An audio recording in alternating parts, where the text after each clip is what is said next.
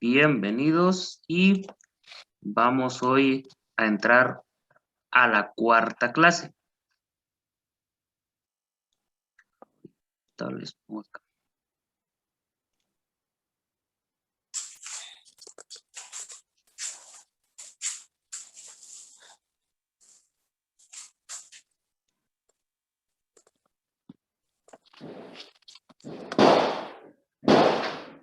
Muy bien.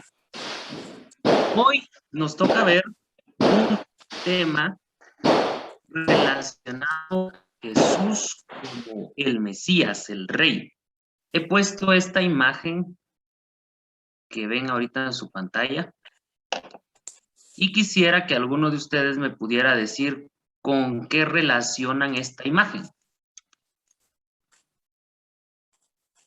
A ver si les recuerda algún episodio no muy lejano de estos días. Con la unción del rey, de algún rey de Israel. Sí, es la unción de un rey de Israel, el de la imagen.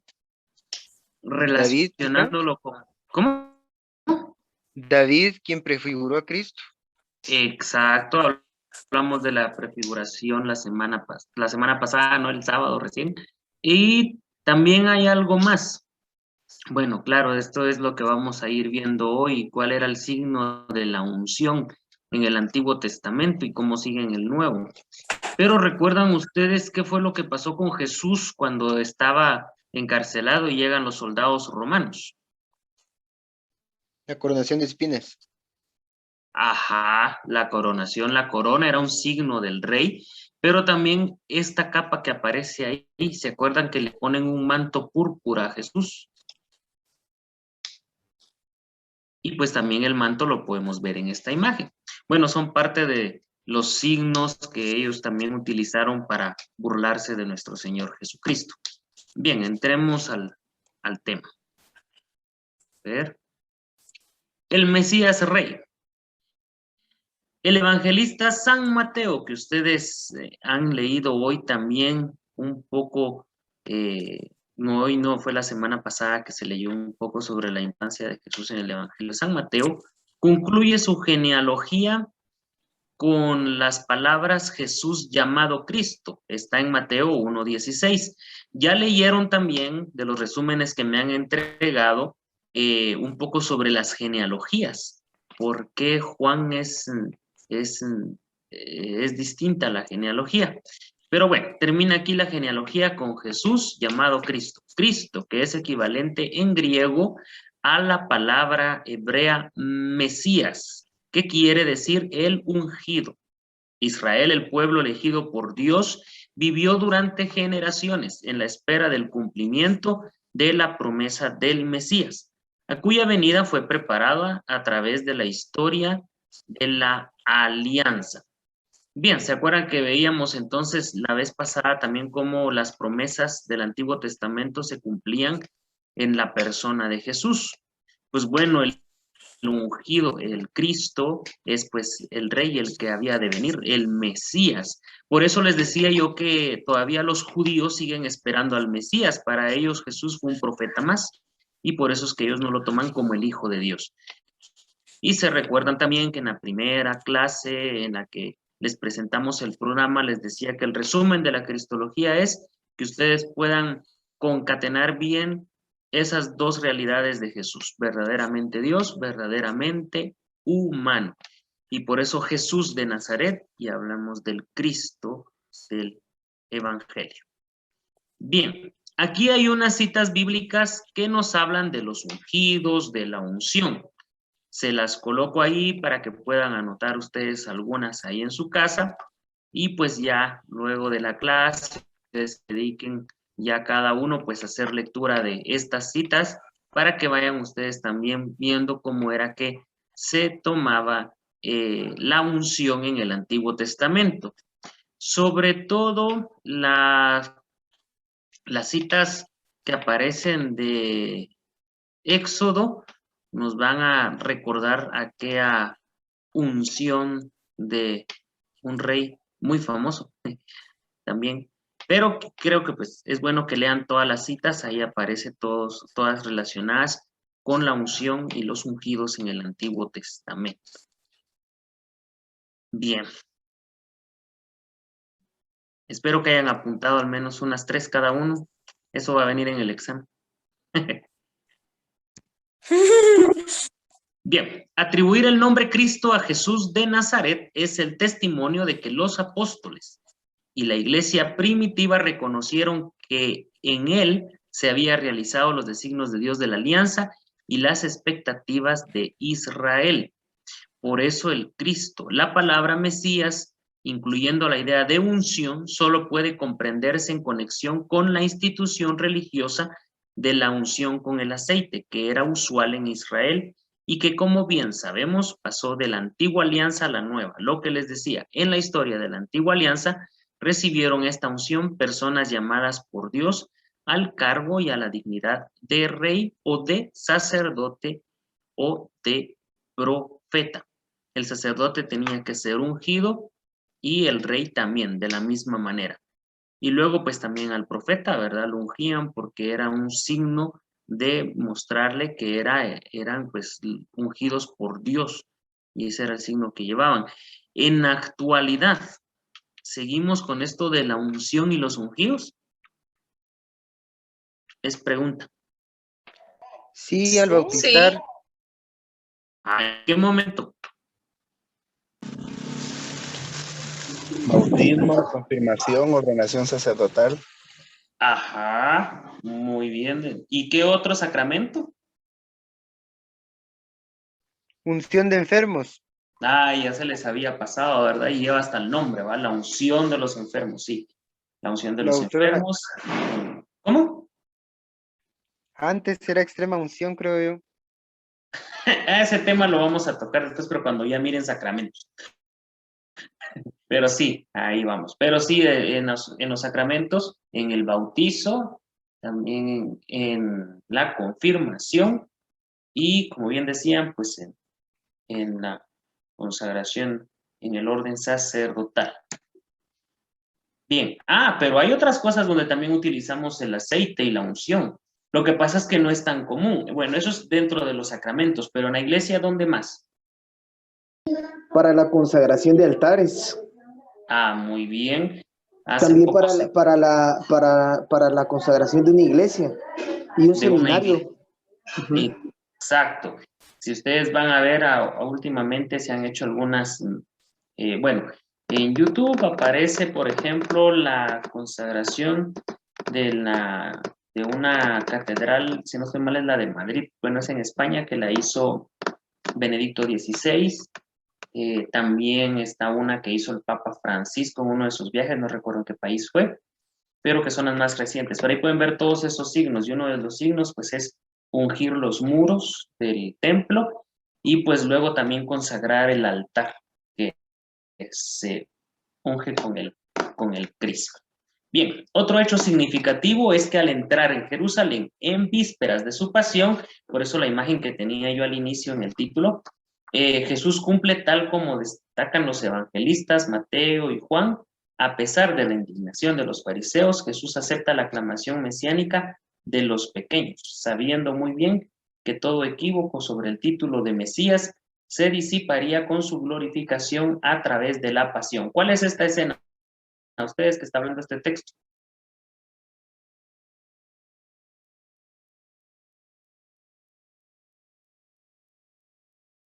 Domingo de Ramos. El Domingo de Ramos, cuando entra con la burquita, ¿verdad? Precisamente de esta escena nos está hablando, ¿verdad? Que ya ahí ya había una aceptación y aclamación mesiánica por parte de los pobres, ¿verdad? Quienes lo recibieron en la entrada a Jerusalén. Bien, pasamos al siguiente punto. Cristo, Mesías, sacerdote. La figura del Mesías, dibujada en el Antiguo Testamento, comprende la profunda unidad de la misión real y sacerdotal. Esta unidad tiene su primera expresión como un prototipo y una anticipación en Melquisedec, rey de Salem, misterioso contemporáneo de Abraham. Eso lo encontramos en Génesis 14. Fíjense, el sacerdocio de Melquisedec. ¿Por qué también es un prototipo de Jesús Melquisedec? porque pues él venía también a ser un elegido para ser el sumo sacerdote Melquisedec. Y entonces tenemos otro prototipo, una prefiguración de Jesucristo. La figura de Melquisedec entró en la tradición mesiánica como testigo el Salmo 109, 110. Recuerda que tenemos dos numeraciones en nuestra Biblia. Una numeración es litúrgica y la otra pues es la que tenemos. El salmo mesiánico por antonomasia. Efectivamente, en este salmo Dios se dirige a mi Señor, es decir, al Mesías, con las palabras: siéntate a mi derecha y haré de tus enemigos estrado de tus pies. Aquí puse yo pues la figura de Jesús como sacerdote, pero recuerden ustedes que Jesús es también tres figuras en la Eucaristía, porque Jesús en su pasión y muerte, pues él tuvo tres papeles muy importantes y nos celebramos en la celebración de Jesús, sumo y eterno sacerdote, se explica mucho esto en las homilías. ¿Alguno ha escuchado los tres papeles que tiene Jesús en el único sacrificio? Sacerdote, profeta y rey, ¿no? No, no, no, no, no, no.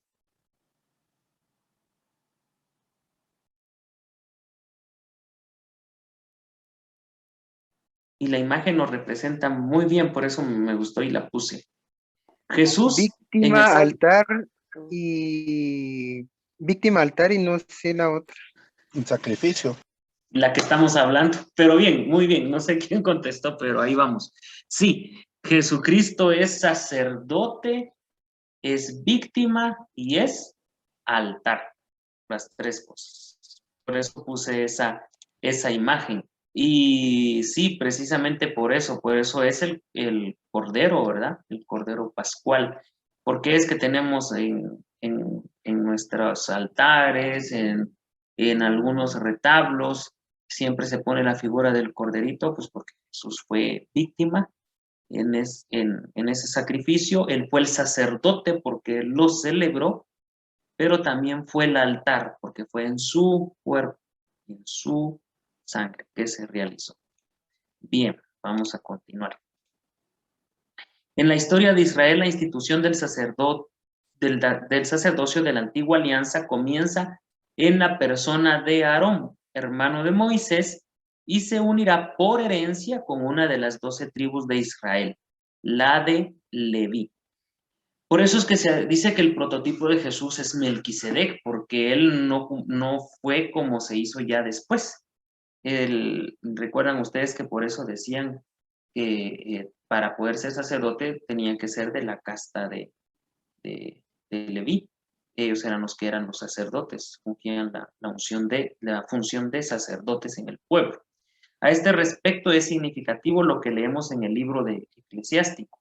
Dios elevó a Aarón, Con su esto, hermano, es decir, hermano de Moisés, de la tribu de Leví, y estableció con él una alianza eterna y le dio el sacerdocio del pueblo, a él y a toda su descendencia. Por eso, para ser sacerdotes tenían que ser de la descendencia de la tribu de Leví, ¿verdad? Sirácides 45-78, ahí lo pueden encontrar. ¿Alguna duda? sí, con esto tengo una duda. San Juan era hijo de un sacerdote, el Bautista, pero bueno, tal vez no nos compete ahora conocerlo, pero tal vez usted sabe por qué razón él no siguió el sacerdocio o por qué desertó y si se podía hacer eso. Ya, bien, me parece interesante tu pregunta. Si querés, lo vamos a dejar para la próxima clase. Así no nos vamos a salir ahorita mucho de una vez del tema que estamos hablando. Pero sí hay una sucesión de herencia que ellos cumplían. Pero ahí les voy a explicar en la próxima clase. Que no se me vaya a olvidar, me lo recordás, si no, me paso de largo. Y es que ahorita sí tengo bastantes diapositivas y si no, no voy a terminar. Y quiero terminar de dárselas. Pero gracias. ¿Cuál es tu Está nombre? bien. Fausto Emanuel. Fausto. Ah, bueno. Bien. A ver, es que no me quedé. Sí. Haciendo también analogías con el ritual del culto y con el arca y con los sacrificios de la antigua alianza, el autor de la carta a los Hebreos presenta a Jesucristo como el cumplimiento de todas las figuras y las promesas del Antiguo Testamento en orden a servir en un santuario que es imagen y sombra del celestial. Hebreos 8:5. Sin embargo, Cristo, sumo sacerdote misericordioso y fiel, lleva en sí mismo un sacerdocio perpetuo, al haberse ofrecido a sí mismo inmaculado a Dios. Lo que veíamos, fue sacerdote, fue la víctima inmaculada y también fue el altar. Las tres funciones del sacerdocio. Bien, Jesucristo, el siervo de Yahvé. Hay que observar que en el término siervo, siervo de Dios, se emplea abundantemente en el Antiguo Testamento. A muchos personajes eminentes se les llama o se les define siervos de Dios. Así Abraham, Jacob, Moisés, David, Salomón y los profetas fueron quienes fueron designados con el título de siervos de Dios. La Sagrada Escritura también atribuye este término a algunos personajes paganos que cumplen su papel en la historia de Israel. Así, por ejemplo, a Nabucodonosor. Ese nombre bien enredado, miren ustedes. ¿Quién era Nabucodonosor? Era un rey. Muy bien. Ahí léanse Jeremías 25, 8, 9, por qué a este rey, que era pagano, se le denominó también siervo de Dios. Miren, la historia de la salvación es muy interesante y por eso hay que ir haciendo no solo el paralelismo, sino que también ir nosotros viendo esas analogías que se pueden ir haciendo entre el Nuevo y el Antiguo Testamento. Y a Ciro, finalmente todo Israel como pueblo es llamado siervo de Dios, según un uso lingüístico del que se hace eco el canto de María que alaba a Dios porque auxilia a Israel, su siervo. ¿Qué cántico es ese ustedes? El Magnífica. Magnífica. Muy bien, bueno, por lo menos eso saben el Magnífico. Lucas 1:54, que también habían visto ustedes en la última clase, la anunciación, la encarnación, ¿verdad? Que vieron con señor René. Bien. Hay que añadir un dato de gran importancia. Jesús mismo habla de sí como de un siervo, aludiendo claramente a Isaías 53, cuando dice, el Hijo del Hombre no ha venido a ser servido, sino a servir y a dar su vida en rescate por muchos. Y expresa el mismo concepto cuando lava los pies a los apóstoles. Es una escena que recordamos qué día del Tríodo Pascual. El Jueves Santo. El Jueves Santo en el lavatorio de los pies famoso, que este año en la mayoría de parroquias no se hizo. Bueno, por lo menos creo que en Zacatepeques no. No sé si fuera de Zacatepeques alguna otra parroquia lo haya hecho, pero no se hizo. Hubo orden de que no se hiciera. Bien, en el conjunto del Nuevo Testamento, junto a los textos y a las alusiones al primer canto del siervo de Yahvé que se encuentra en Isaías 42, subrayan la elección del siervo y su misión profética de liberación, de curación y de alianza para todos los hombres. El mayor número de textos hace referencia al canto tercero y cuarto.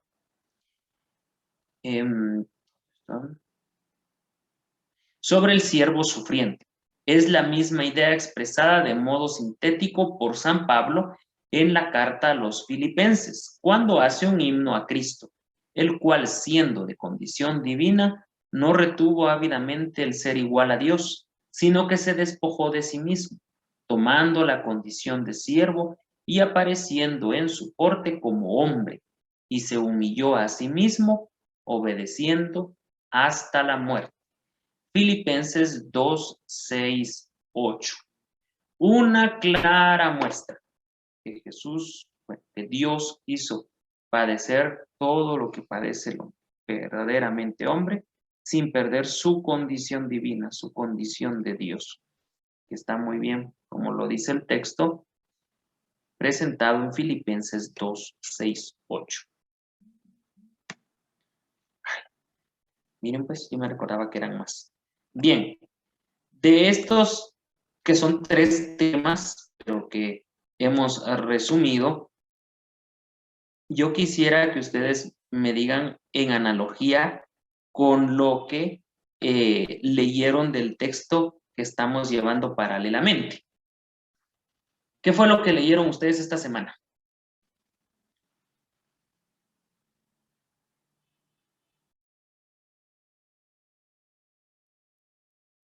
¿Ya se les olvidó?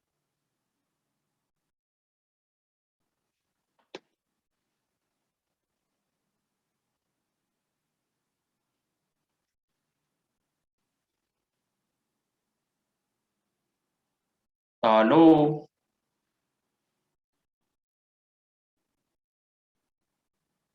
Buenas. Sobre las perspectivas de Mateo y de Lucas. ¿Ese fue el texto que leyeron para entregar hoy? 24. El de Este hoy es es el la tema oscuridad de la 3. infancia de Cristo y la vida oculta. Ah, ¿quién dijo eso? A ver, repítalo. La oscuridad de la infancia de Cristo y la vida oculta. École. Sí, bueno, yo recuerdo y vi también que ese era el texto que estaba para leer para hoy. Entonces, no sé, tal vez se va atrasado también en eso o no.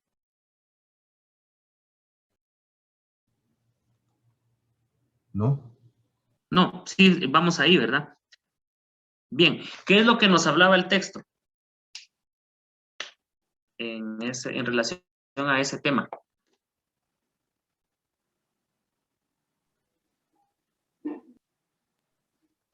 De lo que pude leer era Jesucristo sumo sacerdote. Hablaba un poquito acerca de lo que usted está hablando hoy. Ajá, sí, hay un evangelio que se le conoce precisamente porque se dice que habla del secreto mesiánico. ¿Han escuchado ustedes qué evangelio es ese?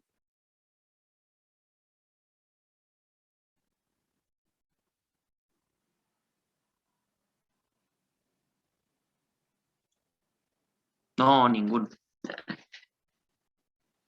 Bueno, hay de los 4 evangelios, ¿se acuerdan que ya dijimos que hay uno que es el más antiguo? ¿Cuál es el más antiguo de los 4? San Mateo. Ah, no, no es San Mateo. Tendría que ser San Marcos por ser el primero. ¿El primero en dónde? En inscribirse. Ah, el primero en escribir. Voy a quitar un poco esto para poder ver quién me habla. Bueno, ahí está. Sí, sí, miren, está esa confusión, porque cuando nosotros miramos los 4 evangelios, en el canon, ¿qué es canon?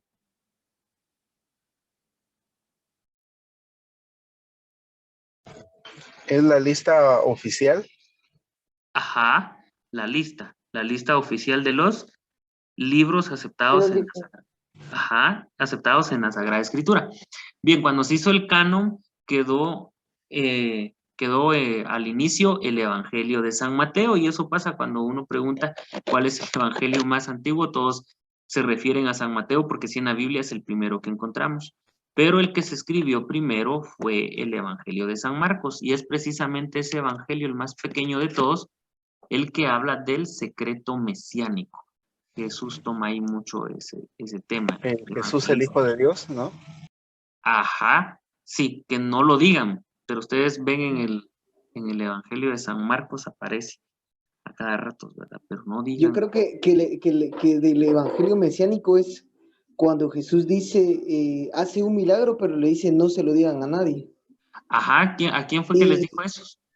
A unos leprosos. Se lo dijo a Ajá, los leprosos y regresó solo uno a dar gracias y le dijo, ve y vete a presentarte con el sacerdote. Y dile, ¿verdad? exacto, sí, es uno de los más conocidos, pero hay varios pasajes de San Marcos. Y bien, entonces ese evangelio nos habla de ese secreto mesiánico. Y ustedes en la lectura de hoy, pues ustedes pudieron ahí poder leer y entender un poquito más cuando se hable de esa vida oculta de Jesús. ¿A qué se refiere con la vida oculta de Jesús? Los que leyeron. Que no fue una vida pública, pero que sí, de hecho los evangelios, en el caso de San Lucas, sí nos dan información de que Jesús regresó con sus padres, vivió sujeto a ellos, bendeciéndoles en todo. Y cuando también Jesús ya aparece en la sinagoga de Nazaret, dice, fue el día sábado de la sinagoga, y como lo hacía toda su costumbre, es decir, desde los 12 años que regresó a Nazaret hasta los 30, él estuvo siempre en la sinagoga, estuvo en Nazaret con su papá, su mamá, el trabajo, etcétera. Pero sí, definitivamente sí lo dan a entender los evangelios. Claro, no era una vida pública, pero sí estuvo injerta en el pueblo, en la fe del pueblo. Sí, bien. Miren, y eso, ya leí algunos de los resúmenes que me mandaron, están muy bien hechos, me pareció muy bien, unos son más largos, otros son más cortos, y me puse a leerlos hoy tarde, pero sí, lo importante es eso, que ustedes vean que hay un episodio, una parte de la vida de Jesús que se le llama la vida oculta, lo que no aparece. ¿Recuerdan ustedes que hablábamos también la semana pasada de los libros apócrifos? Sí, ¿se acuerdan? ¿Sí? Bueno, ¿se acuerdan que ahí decíamos, verdad, que muchos de los libros apócrifos dan detalles que por lo mismo no están en el canon, ¿verdad? Porque muchos no tienen mucho que ver con la vida de Jesús, pero lo mismo pasó con los evangelios. Fíjense que es interesante que en el canon Mateo quedó primero porque por muchos años se creyó que el primer evangelio escrito había sido San Mateo y que y San Mateo, Lucas y Juan. Entonces Marcos se decía que era una síntesis de los otros evangelios. Luego de pasar los años se dieron cuenta y descubrieron ya científicamente de que efectivamente el evangelio de Marcos no fue una síntesis, fue el primer evangelio que se escribió. Eso quiere decir que lo que está resumido en Marcos en 16 capítulos, ya vinieron Lucas, Juan y Mateo, y ya pusieron los detalles, y como bien dijo don Carlos, si no estoy mal, el que puso más detalles es San Lucas, que nos da muchos detalles. Por eso Lucas también es llamado un poco sobre el evangelio de la infancia, porque da muchos detalles sobre la infancia, y de la Virgen María, pero sí da muchos más detalles el evangelio de San Lucas. Y sí, aunque hay algunas líneas, como bien lo dijo él, que nos marcan un poco qué fue lo que Jesús vivió, también durante esa etapa oculta de la vida de Jesús, se nos manifiesta ese lado verdaderamente humano que él tuvo. Él pues trabajó a la par de su papá terreno, San José, que ahora estamos en el año josefino, y pues también vivió una vida normal, iba creciendo, como dice también el Evangelio, en sabiduría, en estatura, y también en su fe, ¿verdad? Que también lo que se pide cuando se dan las catequesis, que busquemos que crezcan integralmente quienes reciben catequesis. Pero bien, esto es pues un poco lo que es la vida oculta de Jesús. ¿Alguien más que le haya llamado otra cuestión la atención sobre la lectura? Hermano, a mí me llamó la atención una palabra aquí que no entiendo qué es. Ajá. Dice, este último rasgo nos da a entender que el nuevo Moisés toma la figura del siervo humillado. La respuesta de Lucas es de otro género, quizás sea menos midráschica, pero es más teológica. Esa palabrita midráschica, ¿qué es, hermano? Bueno, bien. Sí, miren, van a encontrar muchos términos que les van a aparecer, y a mí también hasta me da risa ahorita escucharla, pero es que está hablando del midrash, que es un tipo de escritura. Bueno, no es un tipo, sino que, a ver, ¿cómo se los explico? Es como un género literario para escribir. Entonces el midrash era un género en el que se escribía. Entonces cuando dice midrashtico, está hablando de que estaba escrito o fue escrito o se comparó con ese género literario. ¿Qué es un género literario? Por eso en la Biblia tenemos varios géneros literarios. Dígame un género literario en la Biblia. Lírico. Poético. Lírico. En los líricos, ¿cuáles libros estarían? El Cantar de los Cantares. Salmos. Ajá. Muy bien, ¿qué más? Los salmos. ¿Quién escribió los salmos, ustedes? Diversos autores, no fueron solo de David. Ah, va que lo aclaró don Carlos. Sandy creo que quería hablar, pero su micrófono como que no se prende.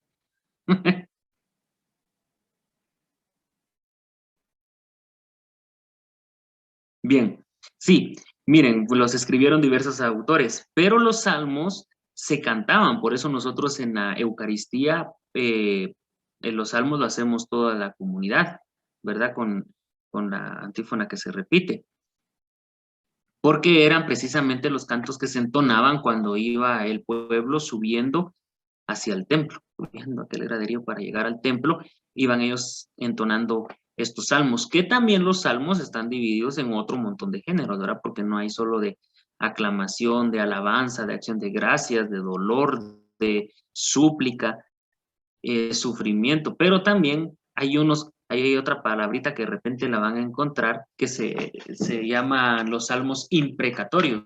¿Y cuáles son los salmos imprecatorios? ¿Habían oído ustedes de eso? ¿No? ¿Ninguno? No creo. ¿No? Bien, No. ¿Ah?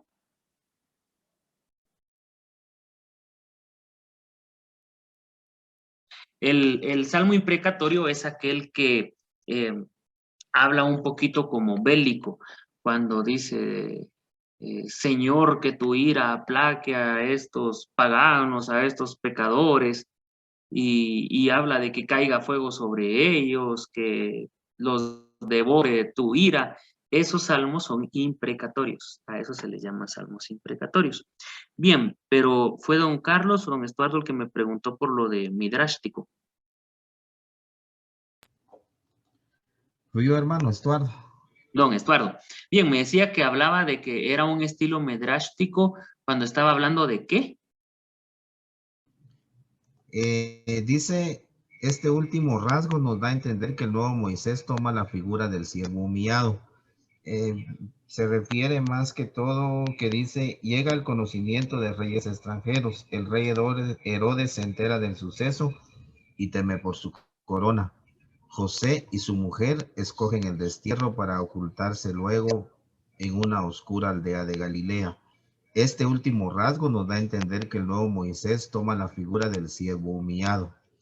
La respuesta de Lucas es de otro género, quizás sea menos midrástica, pero es más teológica. Ah, sí.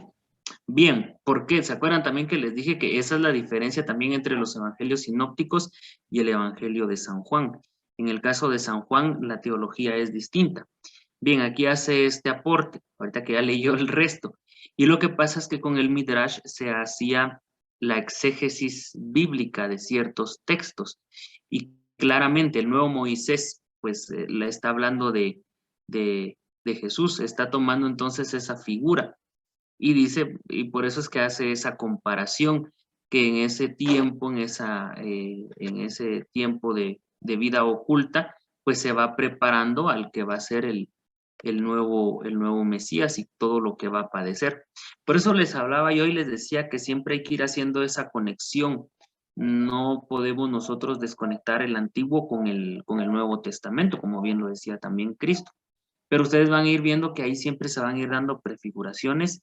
El siervo sufriente, ese salmo y del que hablaba la clase de hoy, es precisamente eso. Cuando uno lee ese salmo, uno se da cuenta como que estuviera leyendo la pasión, porque todo lo que sufrió el siervo, todo lo que dice que debe de padecer el siervo, es precisamente lo que pasó y sucedió con Jesús, que viene a dar cumplimiento pues a todos estos textos. Bien, ¿alguna otra cosa que les haya llamado la atención?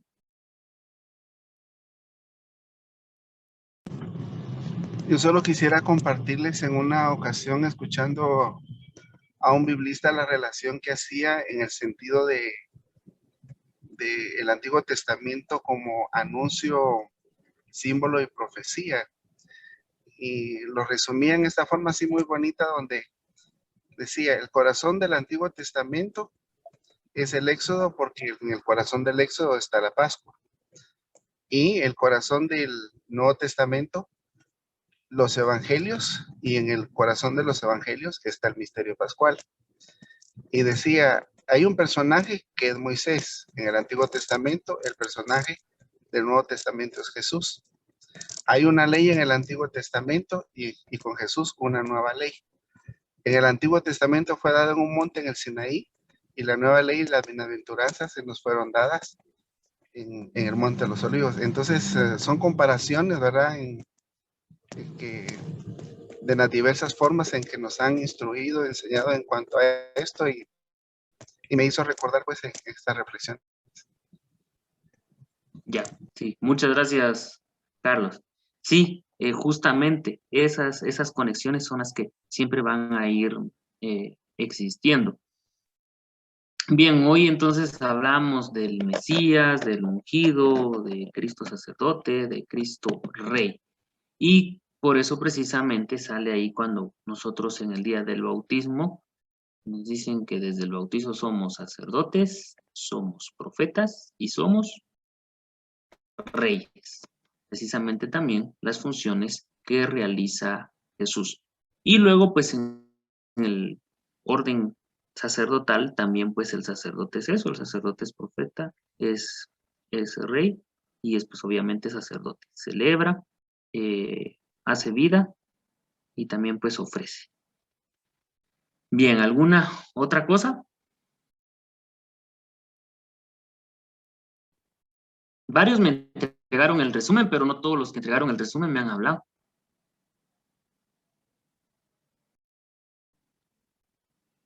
A mí lo que me impresionaba un poquito del texto que estaba viendo yo era acerca de la palabra querigma, ¿sí?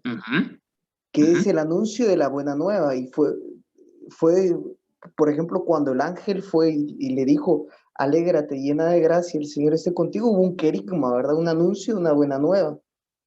Y lo estuve yo investigando, que me llamó mucho la atención, que después cuando María Magdalena va con Jesús, ¿sí? Después de Jesús resucitado, le dice, dile a mis hermanos que vayan a Galilea, ahí me verán, ¿verdad?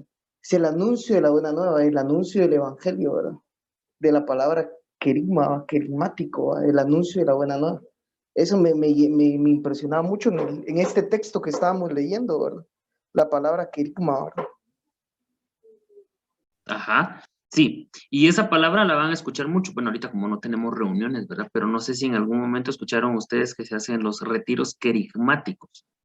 Entonces, ¿por qué son retiros querigmáticos? Precisamente por eso, porque es para las personas que no han tenido ese encuentro con Jesús, que nunca habían escuchado de Jesús, por eso el querigma y se hacen los retiros querigmáticos para que las personas que participan puedan tener ese primer encuentro con Jesús. Y sí es la buena nueva, el anuncio, y sí, claro, pues relacionado con la visita del ángel a la Virgen María en la anunciación. Bien, ¿alguna otra cosa? Solo que tal vez podemos relacionar o si usted puede comentar sobre, por ejemplo, a mí me llama la atención que Melquisedec ofrezca pan y vino y es el único que hace eso y Jesús ya en el Nuevo Testamento lo hace. Sí, por eso les decía que el prototipo es Melquisedec. Y no solo por eso, sino que porque pues él no venía no fue de una casta sacerdotal, él fue elegido y él hizo este signo.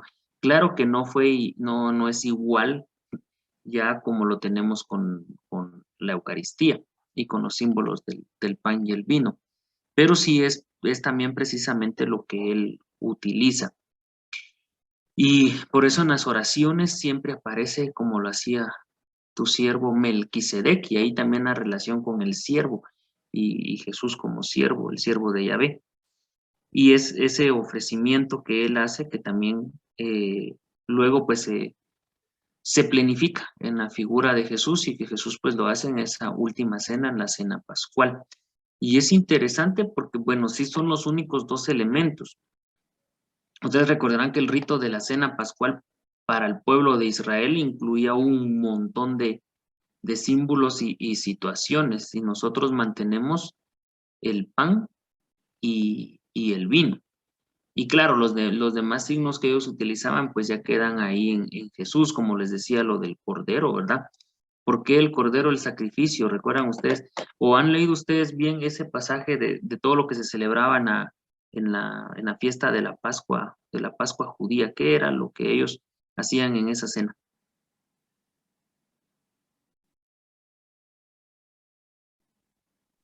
Un cordero para cada familia y dependiendo del número de comensales determinaban si mejor se unían para poder comer y no se podía desperdiciar nada del cordero y tenía que ser perfecto, sin ningún defecto, ni hueso quebrado. Ujú. Exacto. Ah, y eso que mencionaste es interesante, ese es otro pasaje. ¿Dónde se hace la relación con esto del cordero que no tenía ningún hueso quebrado? En Jesús, ya con Jesús.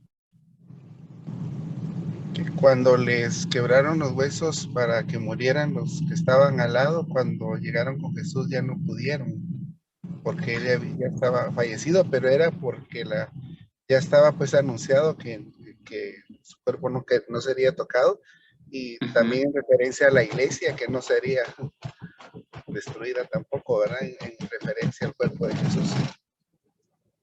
Sí, muy bien. Ahí ya van ustedes ya teológicamente dando muchas interpretaciones, pero sí, es precisamente en ese momento en que a Jesús ya no le quiebran las piernas. Y ustedes saben por qué les quebraban las piernas a los que crucificaban.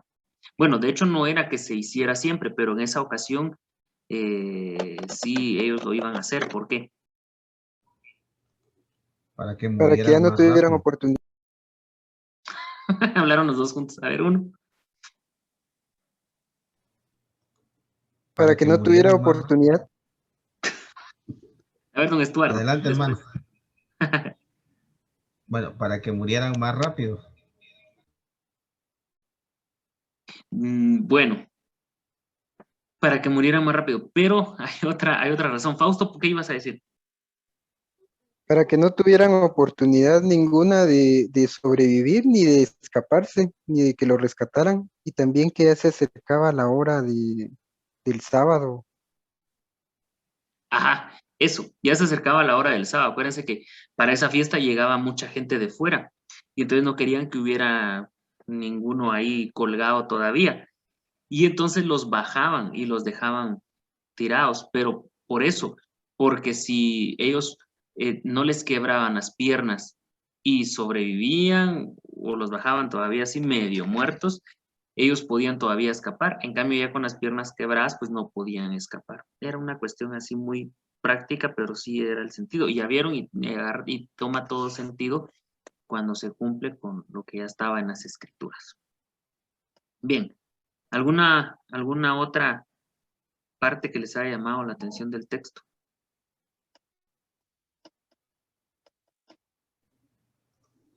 Hermano, a mí me llamó la atención esto último de lo que tuvimos que leer el día de hoy. El cristianismo no anuncia la muerte de Dios, sino la humanidad de Dios. Estas palabras me llamaron mucho la atención. ¿El cristianismo no anuncia? El cristianismo no anuncia la muerte de Dios, sino la humanidad de Dios. Eso es por el sentido de la cruz. Eso explicaba yo precisamente la semana pasada. ¿Por qué fue escándalo para algunos y locura para otros en su tiempo? Y sigue siendo todavía lo mismo, escándalo y locura. Muchos dicen los cristianos, bueno, los que no son cristianos, ¿verdad? Aquí en Guatemala son pocos, creo, los que no son cristianos. La mayoría, aunque tenemos un montón de sectas, pero son cristianas, ¿verdad? Pero los que no creen en Cristo dicen, bueno, pero ¿por qué los cristianos siguen a uno que está crucificado ahí en una cruz? Y ese es su líder y es a quien ellos siguen. Y es porque ellos no entienden y no comprenden el sentido de la cruz. Y lamentablemente hay muchos católicos también que no han entendido el sentido de la cruz, porque nosotros pues no estamos viendo la cruz por la muerte, sino por esa humanidad que Dios tuvo al hacerse hombre. ¿Se acuerdan que les mencioné otra palabrita parecida a la que dijo Esaú, que no es querigma? Dije otra palabra que se parece. Bien se las dije el sábado. Ya no se acuerda.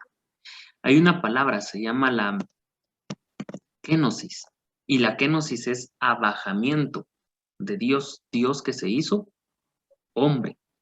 Y es precisamente en ese extremo de dar su vida en la cruz en la que nosotros se nos muestra esa verdadera humanidad de Dios. Y sobre todo, pues el misterio pascual, que son 3: pasión, muerte y la resurrección, ¿verdad? Claro, si Cristo no hubiera resucitado, dice Pablo, vana sería nuestra fe. Exacto. Es por eso que entonces no podemos ver muerte ahí en la cruz, tendremos que ver esa humanidad. Eso es lo que representa aquel que sufrió por nosotros. Hay un salmo, no recuerdo ahorita qué número es, que dice, ¿verdad? ¿Cómo puedo yo?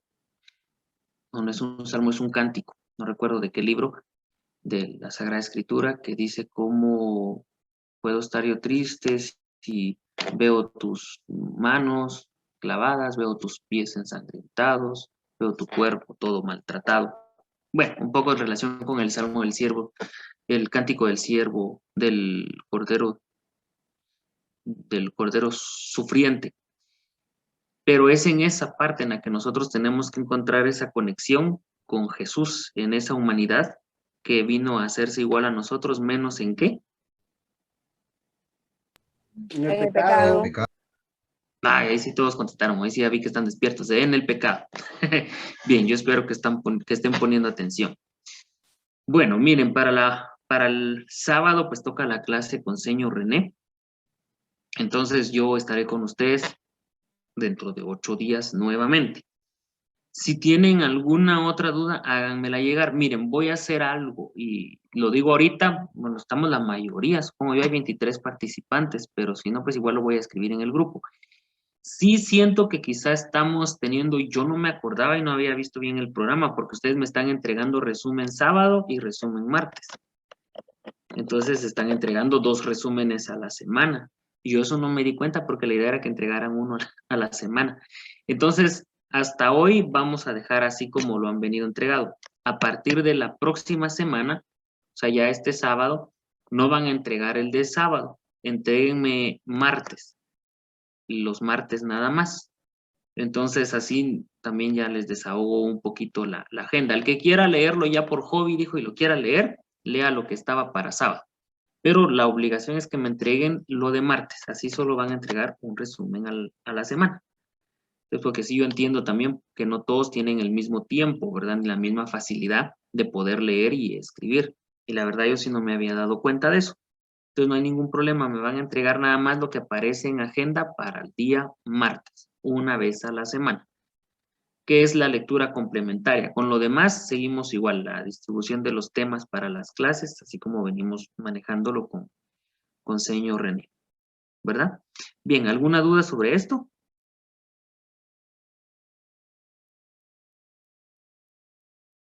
Sí queda claro que entonces van a tener que hacer el resumen de lo que corresponde el martes, las páginas que dice ahí, ¿verdad? No van a ser las páginas que aparecen para entregar día sábado, porque ahí fue el error, que entonces tenían doble lectura, por eso tenían que entregar 2 resúmenes. Ya va a ser únicamente 1. Bien, voy a tratar, ¿se acuerdan que, o no sé si han revisado, en el programa del curso aparecen una bibliografía extra, que fue la que les expliqué que ya no iban a utilizar también, que se les había pedido como un resumen también aparte.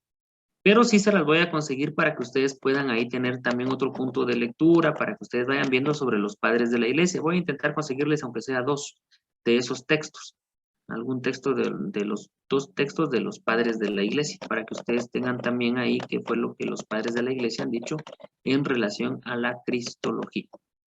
Bien, hermanos, ya llegamos, ya nos pasamos de las 8:30. Entonces nos preparamos para la siguiente clase, para la clase del sábado. Entonces no se preocupen, los que tienen mucho que hacer no van a tener que hacer resumen para ese día, sino que para el martes. Entonces les da un poquito más de chance para hacerlo. Y pues cualquier cosa, cualquier duda me dicen. Fausto, me recordás entonces el próximo martes, que lo voy a hacer al inicio de la clase, voy a explicar lo de San Juan, para que también les quede clara esa parte, antes de iniciar con el tema que corresponde al día martes. Señor Jesús, estamos aquí, todos reunidos en tu nombre. Te damos gracias porque tú nos has congregado, porque tú has puesto al hermano Minor para que nos comparta sus conocimientos y sus experiencias. Y queremos darte gracias y decirte con todo nuestro corazón que queremos conocerte más y amarte más cada día. Padre nuestro que estás en el cielo, santificado sea tu nombre. Venga a nosotros tu reino, hágase tu voluntad, así en la tierra como en el cielo. Danos hoy nuestro pan de cada día, perdona nuestras ofensas, porque nosotros perdonamos a los que nos ofenden. No nos dejes caer en tentación y líbranos, Señor, de todo mal. Amén. En el nombre del Padre, del Hijo y del Espíritu Santo. Amén.